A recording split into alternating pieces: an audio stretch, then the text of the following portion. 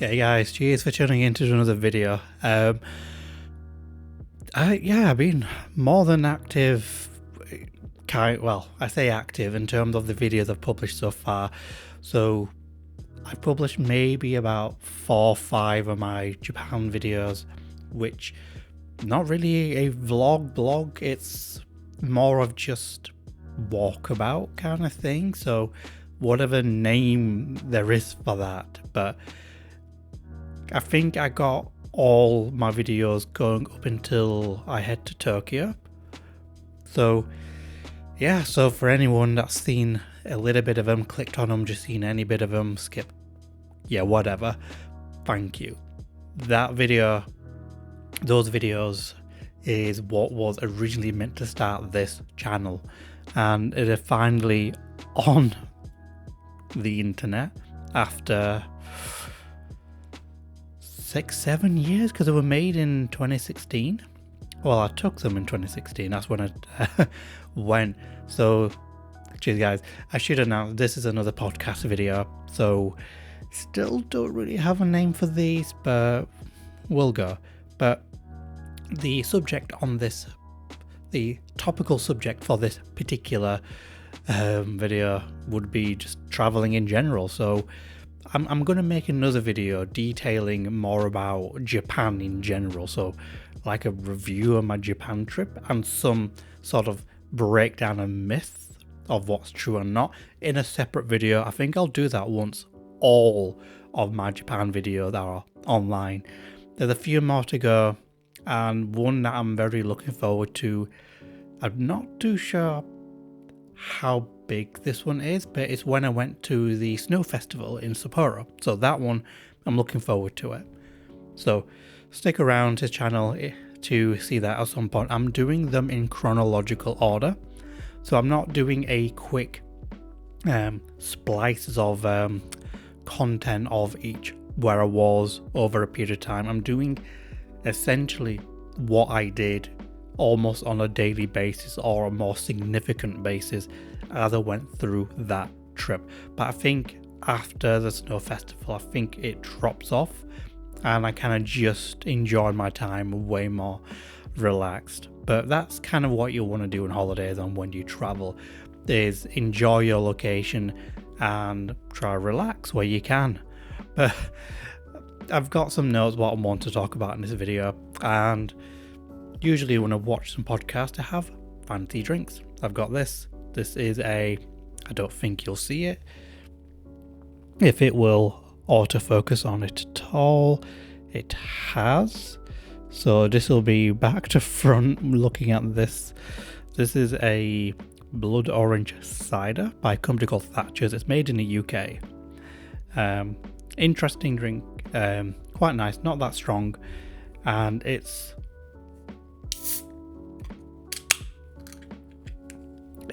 actually tastes nice.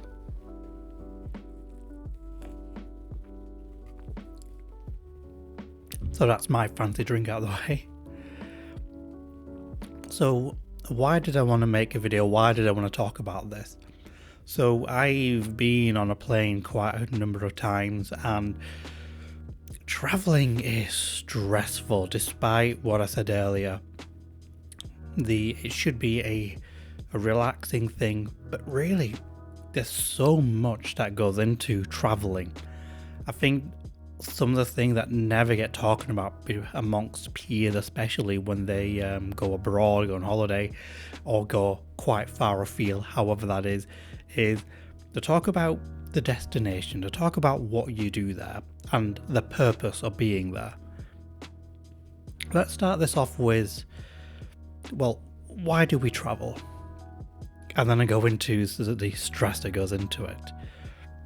We obviously want to see new things. We want to try new things. We want to experience new things. We want to relax, or in some cases for people, they go for special occasions. And again, for other people, they want to get away from their autonomy, whatever that.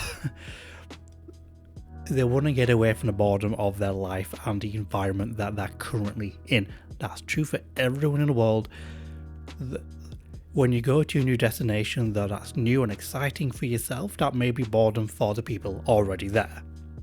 it's just it's just nature of it, and quite interesting. It's almost like you either just got so used to where you are that you get bored and very unexciting with numerous things such as the food, the sights, what you can do. I'm not really talking about restrictions and stuff like that. I think stuff like what you can or cannot do on a moral or ethical sense is not part of this video. That's way too difficult to talk about, really. But yeah, it is kind of what it is. But why do I travel? Boredom of existing where I am is definitely one of those. That's undeniable. But I also want to see the real deal when I go away. Because you can watch all of these shows, you can watch all of these videos online, you can watch all of these travel programs and whatnot. They don't talk about dark sides, or they don't talk about the really nitty-gritty stuff that really the locals do. Sometimes I'm not interested in what other travelers do. I'm also interested in what the locals do, what's available for them, what can they do that I can't hear. And that is a very enjoyable process to me, not just to look into it, but also when I'm there and get into it. Really, it opens up the world to you way more. It makes you more understanding of the people that live in this world, but also what they built where they are, what they have, what they could do with what's around them, especially with food. I love to travel to try different food, or in a lot of my instances, the real thing. Because being in the UK, I would say not being in the UK, I would say being in a country outside of that destination or far away from said destination. Even when we look at, say, Italy, I've not been to Italy yet, but I've heard a lot of things. If you get far away enough from Italy, the way they cook Italian food is very far off from what they do. So even the distance between the UK to Italy, there is quite a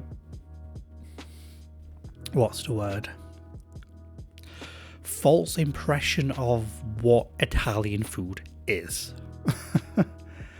Interesting, eh? So for me to experience that, I would have to go to the location. I would need to see what they have to offer. What do the people over there have? I mean, some people go to places like Italy, for example, Germany, to a different example of places. They just want to relax. They want to have a good time. They want to be able to slow down or go fast in their life, that they can't feel to do that at home. Why do we feel like that? Why do we feel like we're more opened up when we go somewhere else? I don't mean doing anything stupid. I don't mean doing anything wrong. I don't mean to do anything illegal or to annoy other people, just be obnoxious. Some people do that, but not what the impression I'm getting here is. It's almost like they're very self-conscious about where they lived, almost worried about what their neighbours will think of them. And when they go abroad, they don't have neighbours, but they can sort of just even dress the way they want, actually. I mean, who's going to judge them? So there's many reasons why we travel, and why we want to do that really many times in our lives, as much as possible. So let's go into something I almost skipped on, actually. So again, if we go up and down, I'm looking at my nose. I really should have this on a more... No, you'll catch that in the frame. Never mind. So, one thing people don't ever talk about much in any travelling is the sheer pain, the sheer annoyance. Unless you live... Let's talk about flying here specifically. Unless you live at an airport that'll get you to that destination, your life's significantly easier. But let's talk about some of this process. Let's talk about the process I have to go to. So in my city, we don't have an international airport. We have an airport that goes to limited destinations. But you first have to get to the airport. And there's various ways of doing that. You can go by car, or you could go via public transport. And boy, are you at the mercy of public transport. We have to think about the timing when it comes from when you leave your door, not when you get to the airport, not the flight time. No one really ever talks about the time and effort it takes from the moment you leave your door. So let me give an example when it comes to me going to Manchester Airport. From my door to the train station, that's approximately, if I was walking it, maybe half an hour. If I'm taking the bus, maybe 15. At best, I would say 20 minutes on the bus actually, because where it stops, I would still have to walk a little bit into there. Then obviously, once you're on the train and assuming it's on time, that takes an hour and a half up to 2 hours if there's no delays. So let's think about that. That's already at best approximately 2 hours of journey time right there. And you're carrying your luggage. If you're with other people, you have to make sure they're not behind or doing something stupid. That's holding you back.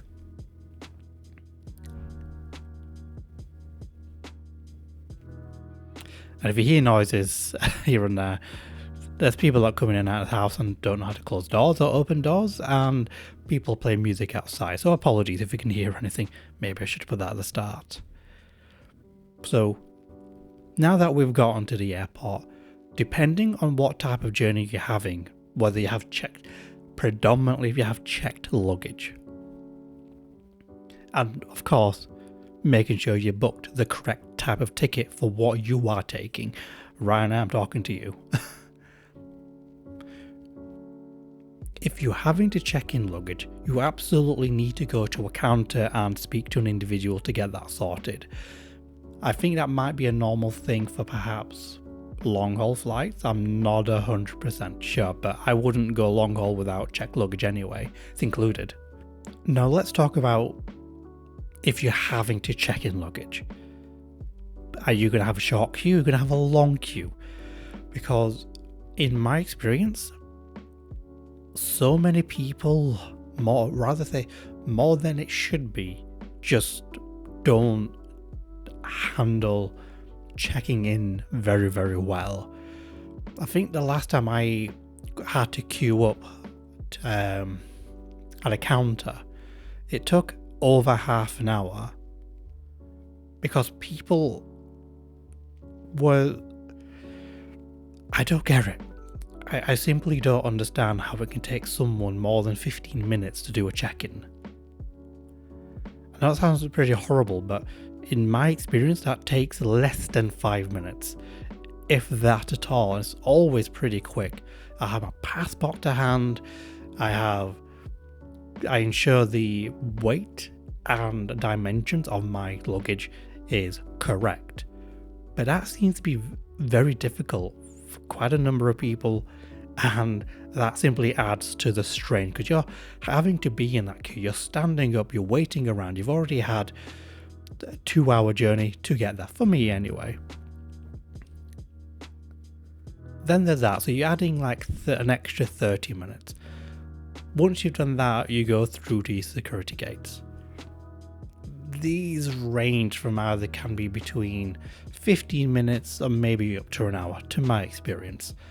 So you can see how much time this is adding, how much stress, how much sort of interaction you have to have with other people and other things that is outside of your control. Then obviously when you travel, you want to be early enough so you don't miss your flight. So you always want to at least pass your security gate, I would say, within 2 hours of your flight. So if you do that, You then have to wait up to 2 hours before you board your plane. Oh, that's so fun. Think about how much time has been spent before you have boarded your plane from leaving your door. So in my case, half an hour and a half, so that's 2 hours right there. If you're checking in, I want to add this because this is an up to measure. So up to half an hour, so 2.5 hours right there. For security gates, let's say up to an hour, it's about 3.5 hours. And then you wait up to 2 hours, so we're looking at 5.5. It can be quicker than this if you wish to fine line your timing a lot more. So it is a lot of time. So that's 5.5 hours of little somewhat steps to take in order to board your plane. That is a lot. And it's not very enjoyable. It really takes away from in trying to enjoy your trip. And this is assuming you're going with at least yourself, never mind with other people. I can imagine if you go with a large group, this is being quite crazy, unless you're quite organized, and kudos to you. But yeah, we rarely get people, any travel shows, any travel vlogs, any channels that I even watch, they never really go over the timing, the stress, the process of boarding your plane. And I haven't got to that latter half yet. I haven't talked about the time it takes to get to your destination and the additional steps for that. And it's... Okay, where were we? I took a bit of a break in between. Throat was going and things were happening in the background. So, I've discussed like an example of myself when it comes to the process of traveling now to get to the airport at the very least. That not many people try to discuss and talk about how much of that is a pain. But hopefully when you get into a destination, it completely circumvents the experience of getting there and back, because the return journey is the reverse of everything we've talked about, except for one addition. There's one addition I want to talk about. But before we get to that point, let's still talk about how time of getting to where we need to. So we're at the airport. We're waiting up to 2 hours if we're there early enough. Some people don't like to wait 2 hours, so they try to leave it last minute. I don't wish to be that person. Now we're ready to board the plane. The next bit is purely destination specific, so journey time. When it comes to short haul around Europe, people are like, oh, this place is only enough, flight time's only an hour or two. Ironically, this is the quickest part of the whole thing. The actual flight time. But the most common question I always get about traveling is, oh, what's the flight time? And I always find the flight itself to be the easiest and quickest. But I always give the example of how long it took from leaving my door and getting to the destination. Now, for me, the destination isn't when you land. The destination is once you've settled in. So if you've booked a hotel, you're at your hotel. That is your destination. That is the start of your destination. So I don't like it when people say, oh, the flight only took me 2 hours. That tells you nothing. It tells you very little of people's experience when it comes to the travel process. Because a lot of people don't go on flights or long or far-flung journeys away from their home. But I think it needs to be brought up more. The whole getting to the boarding of the plane is a horrendous point, and then once you've boarded the plane is then getting to your destination. Because once you've landed in an airport, most airports which have a lot of traffic for people, aren't located directly in the cities. There's few exceptions to this rule, but I find most airports where I've been to isn't anywhere near located to the main city it's described as. Manchester Airport is a bit of a distance away from the main city. Berlin Airport is quite far away from the main city. Let me try to give an example. Tokyo Narita is almost outside of the whole province. Never mind, it's outside of the city. It is nowhere near the city. Vienna was quite close, same with Netherlands, but they weren't in the city. But it makes sense, but odd discussion. Stansted is not even in London. I don't care what people say, that is not London. But yeah, so it takes a very long time to get to your start of your destination, the hotel point where you put all of your bags down and then ready to get out and explore. But man, is it fun? I find people are way too disingenuous about travel time, the travel experience. It's almost like they don't want to talk about it, because it is, in my opinion, the whole getting to and from being the worst part of the journey. This is one of those where the journey is not part of the experience. It's you can get these trips where you literally just on a really long train line, like those sleeper trains, and the journey is the trip. The journey in for a lot of these is certainly not part of the trip. It's not part of the experience. I hate it. So that's my take on it, and I do not enjoy it. And yeah, it's just so long, it's so draining, and usually when you get to a destination, you just don't want to do much. At least I don't want to do much when I'm there. So that's one thing as well.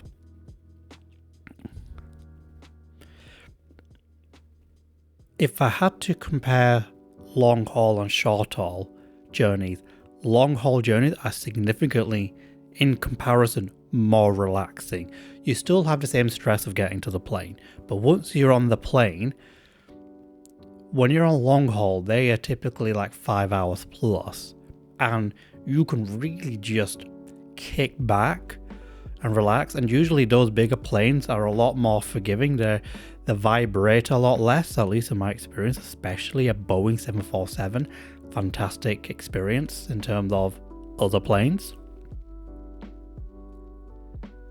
And you don't have to worry about the thing with short haul journeys is if you try to get too comfortable and you try to spend time getting comfortable, you're almost like, oh, then I'm almost at my destination and I have to undo everything. Long haul, you can just kick back and just stay in that relaxed position way, way longer. So you don't fret, you don't get anxious as much, like I'm going to land soon, so anything I do now to set myself up for relaxation is lost. No, it's a lot nicer, it's a lot better experience, and I have to be honest, you get treated a bit better. Okay, so you've landed, we've all landed, and we get to our hotel, we get to start our destination. What do we do? Did we do any research of where we're going? If we did, then you probably know what you're doing first or setting yourself up for.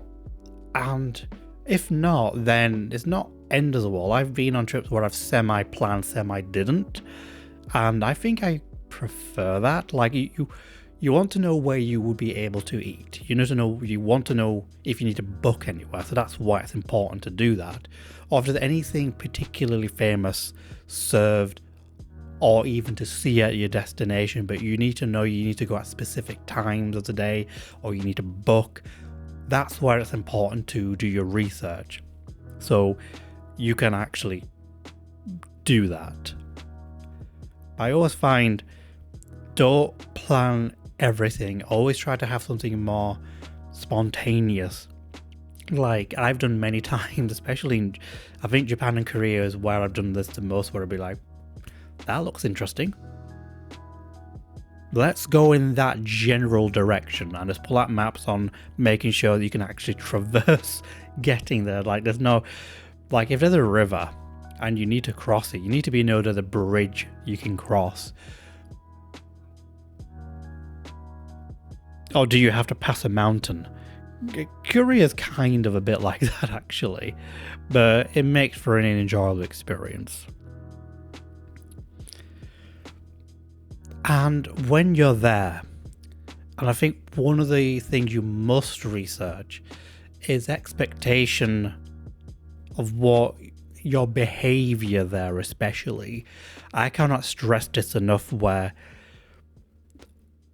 other countries do have different laws, but also different social,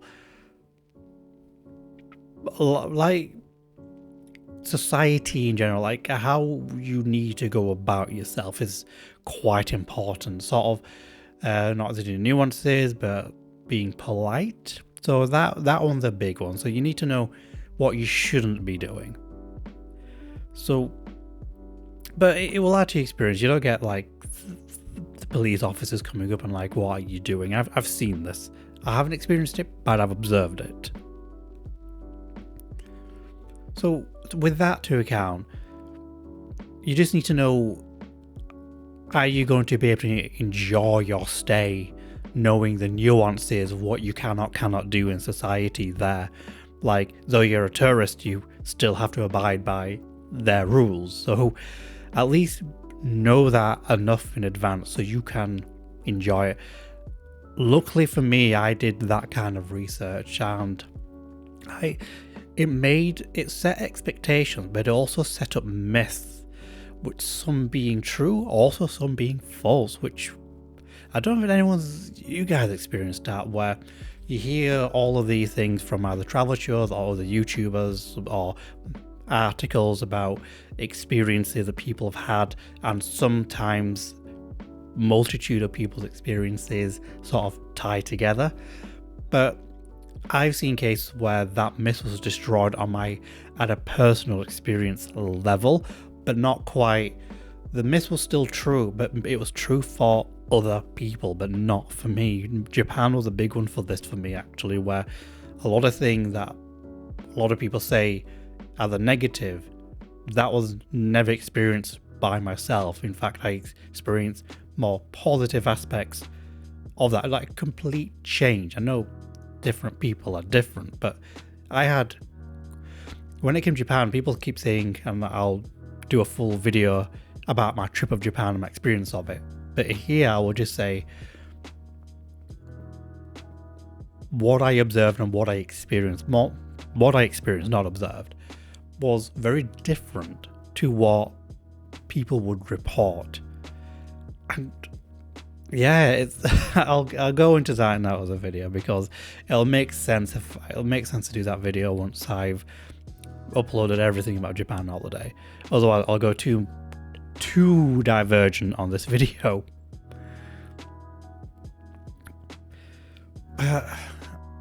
What I'm trying to say is, once we get there, why are we there?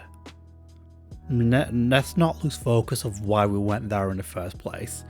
Let's not try to lose that focus, because you might not enjoy it. You might find yourself more stressful, more angsty than the destination you came from. Are you there to unwind? Are we there to try out new things? Is there certain monuments or wonders of the world we really want to see? Yeah, of course. I know some people just don't care about that. They go to another country, they don't interact with any of the locals, they don't experience any of the local foods, any local cafes, restaurants, anything like that.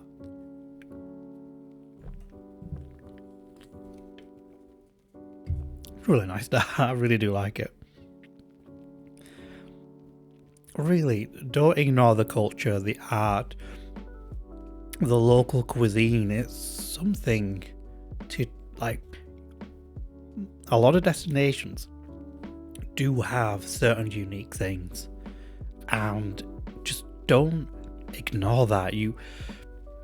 There'll be so many things you cannot get back at home properly. Just cause, I'll use the Italy example, just because you can get spaghetti in the UK doesn't mean that's the same type of spaghetti or whole cuisines and dishes served made with that. You kind of don't, you?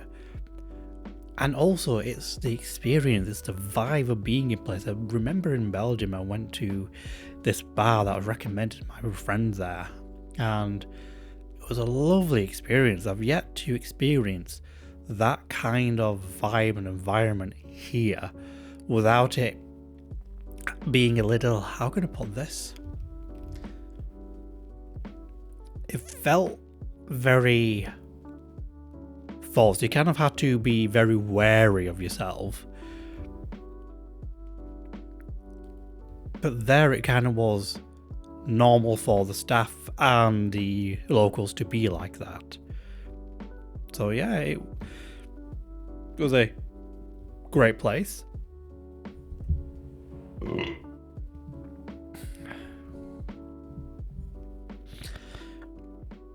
But you can also, when you go to these places, for me, it expands horizons, expands options. You can grow as a person being away and doing things that is out of your comfort zone so much more.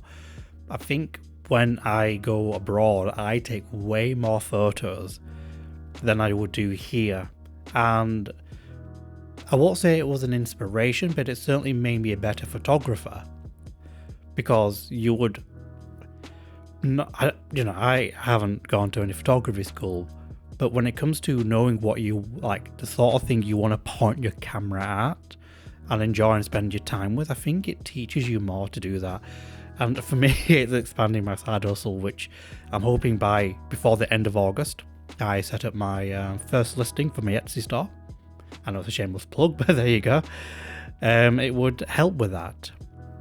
It sort of expands with that. It's not the purpose of it, but it works well with it. So I'm not completely against it.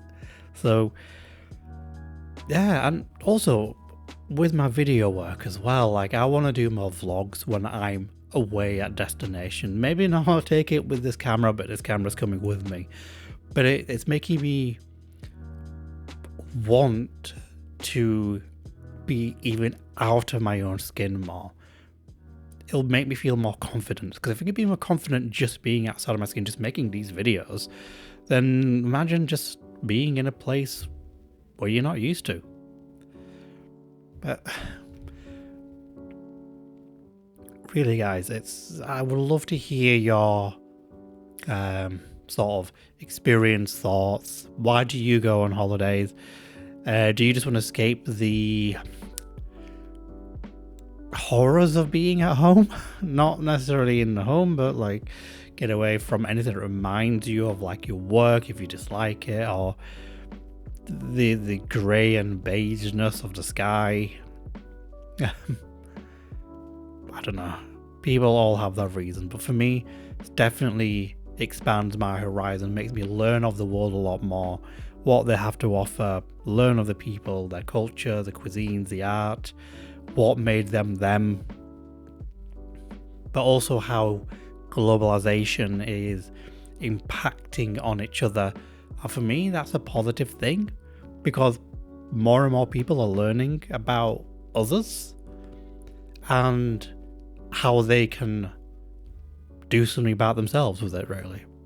But I'm nagging on a bit with that. It's a bit of a short podcast video. I didn't want to take too much away, but I would love to hear you guys' discussions below. If you made it this far, please tell me your trips that really made it a good memory. Did it do anything else? Did it expand further horizons? Until next video, guys, I'll hopefully make a video make a name of this podcast that I do and go from there. But I did say from my last one, I'll make something more topical, and this is topical as it goes. But yeah, see you guys.